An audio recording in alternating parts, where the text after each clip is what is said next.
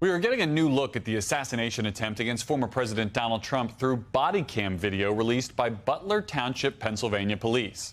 Less than a minute before the shooting, an officer gets hoisted onto the roof and comes face to face with the shooter, who police say then took aim at that cop. The shooter isn't seen on video from this angle. Moments later, the same officer is on the roof after the shooting, questioning the Secret Service, who officials say were not on the same radio frequency as the local police. Before you came up here, I popped my head up there like an idiot by myself, dude. I was calling out, bro. On top of the roof. Are we on the same frequency?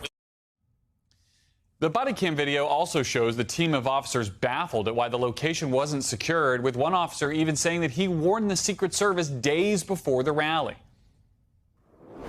I told them they need to post the guys over here. I told them that, the Secret Service. I told them that Tuesday. I told them to post guys over here. NBC News Justice and Intelligence correspondent Ken Dilanian joins us now. He's been covering this story. Ken, what stands out to you from these videos?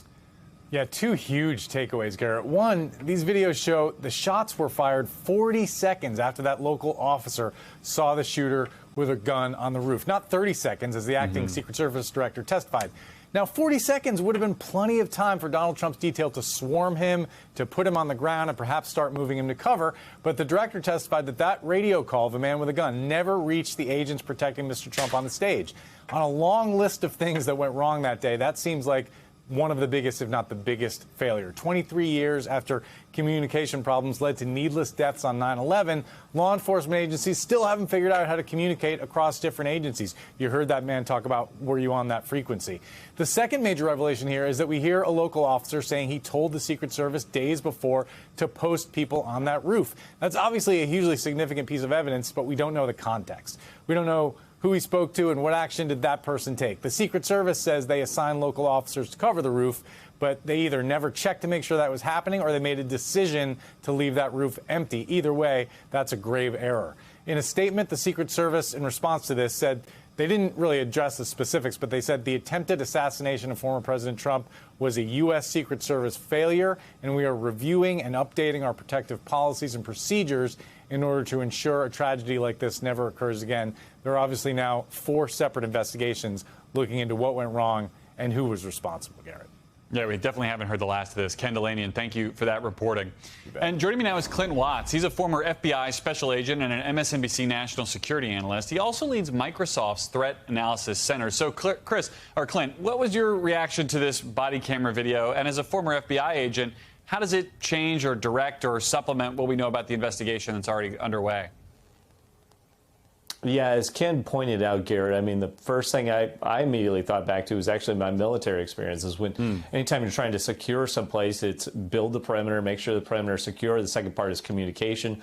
Third part is chain of command. You know, what is the order of operations, chain of command for all entities on that perimeter, and those basic 3 things right there, I'm sure is what's going to come up in this report. You can see that from just conflicting accounts, as Ken noted, between testimony and this footage, and then just comments that are there. I'm sure they need more time to do a more thorough investigation, but I think we're going to find just consistently that people wanted to know about this roof. They had even seen this roof and were worried about it. And then even in terms of warnings about this incident, we just didn't have the processes in place to adequately protect the former president that day.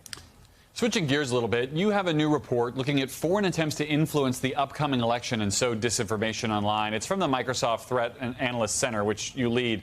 You found that Iran is stepping up its efforts. How so? That's right, Garrett. You know, it's interesting. We've seen this playbook before in past election cycles. And right on cue, we see the Iranians entering into the fray for election 2024. Russia is always a constant. This is what they do, 2016, 2020, 2024. But what often gets overlooked is in 2020 was how significant the Iranian interference was in the U.S. election, with them trying several different stunts. And what we see here is some of that initial reconnaissance, setting up websites, putting out some new sites that they can maybe use later for a hack and leak operation. All of that is exactly on time with what they did in 2020.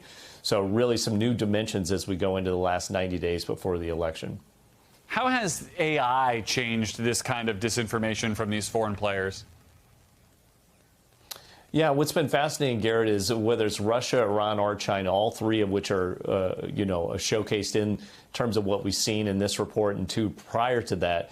AI has come up. We've seen all actors try AI, but we've actually seen them move back to more simple techniques.